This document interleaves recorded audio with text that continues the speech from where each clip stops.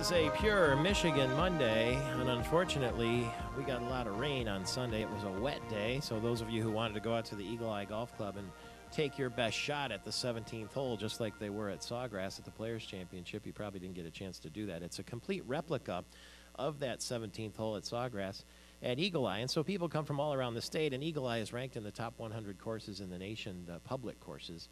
Anyway, so you're going to have to live the dream by watching on NBC as you did yesterday. KJ Choi parred the famed Island Green 17th on the first playoff hole yesterday to beat David Toms. Now, David Toms, all he did, he rinsed a ball on the 16th hole, the par 5, playing a little bit maybe too aggressively, and then had to birdie the number 1 handicap hole, the toughest hole on the course, the 18th, in order to force a playoff with KJ Choi. They both hit the green. They used the Island Green as the playoff hole, and then David Toms inexplicably 3-putted, missing about a 3.5 footer. Maybe it was a little less than that to bogey the hole. So KJ Choi is the winner. David Toms, though, says he still has what it takes to win.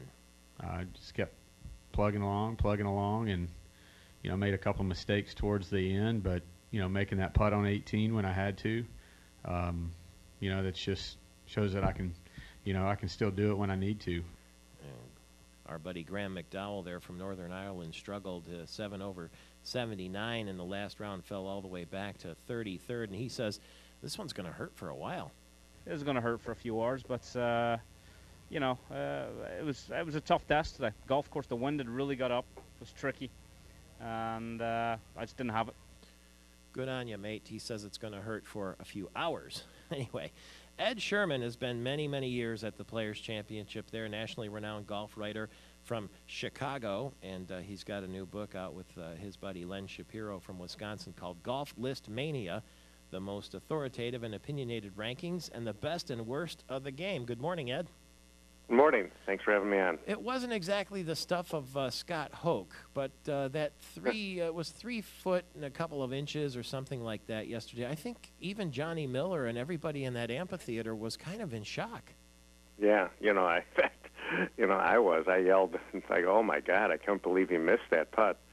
That was such a terrible way to end that tournament, considering that he made that putt at 18. You know, that birdie at 18, such a tough birdie to pull off. And would they have only 3 or 4 birdies the whole day on that hole? So to make a birdie to send that into the playoff and then to kind of lose it that way, it was just a really kind of a letdown. But that's golf, I suppose. Toms has played great, and you know, I never expected him to be there all the way through, and he got there, and then you might have just run out of gas. I think that's probably as much what happened as anything else. It was a long day, wasn't it, because of the rain delays and that sort of thing, and at 41. But he was quoted, if I'm not mistaken, as saying that his mind was already drifting to the next playoff hole, and when that happens, when you lose your edge on something like that, it is a game of millimeters.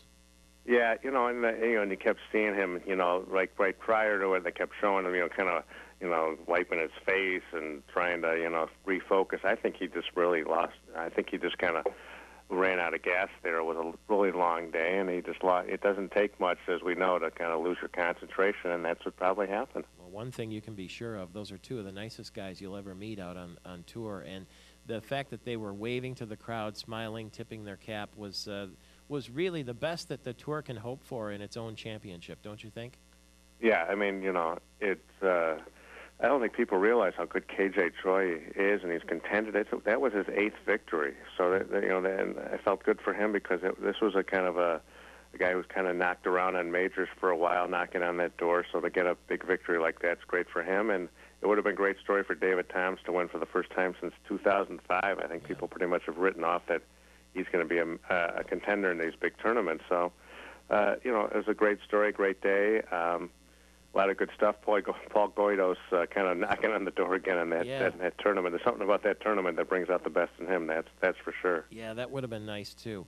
Now, we love our lists when it comes to golf, particularly the golf course lists that come out every year, 1 through 100. But which of the lists did you and Len Shapiro argue the most about in this book, Golf List Mania?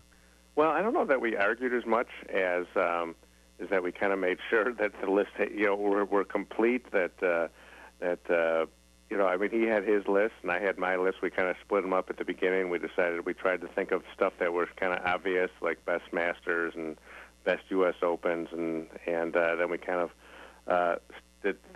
ventured out and tried to think a little bit out of the box. So, I think that one list that everyone kind of talks about or has been asking me about during these radio interviews is, the best movies, and everyone says that, oh, well, you guys have Caddyshack ranked number one, the best golf movies, and I said, well, that Len did that list. I probably would have, not that I don't like Caddyshack, but from a pure golf standpoint, I would have taken Tin Cup. Yeah, that's a good one, and too. So, again, that's the whole idea of these lists is just kind of, hey, either I would have ranked this guy number one or that guy, or why didn't you put this person in? And, so we're hoping that it'll kind of spark some conversation, and as people have fun talking and reading about golf. Yeah, it'd be fun to have around the grill room, or especially during rainy days where you got to have some drinks and have some things to kick around. I think I see that you have the top 10 misused golf terms. I think tee box, to me, is one of the most misused golf terms when people talk about yeah, the tee Len box. did that one. What did he say?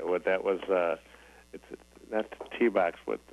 Luckily, it's right here on that page, and he says it's not the tee. This was actually a guy that we had guest lists. This was a Rules Associated of the United States Golf Association came up with this list. Yeah. So we had guest lists from Arnold Palmer and Jack Nicklaus and Gary Player, Dan Jenkins, John Feinstein, Ian Banker Finch, a lot of Peter Kessler.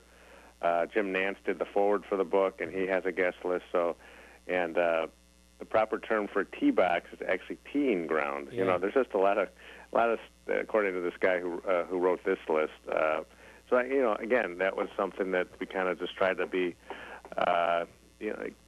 get everything and anything on that book, because the thing about golf is that you just don't, you and I consumed it yesterday, even though we didn't play. Most people consume baseball and football just by watching the best play, and the thing that separates golf from the other sports is that we really play it. We experience it on a participation level. So you bring in courses and equipment and just our own Golf List Mania for your own experiences and your own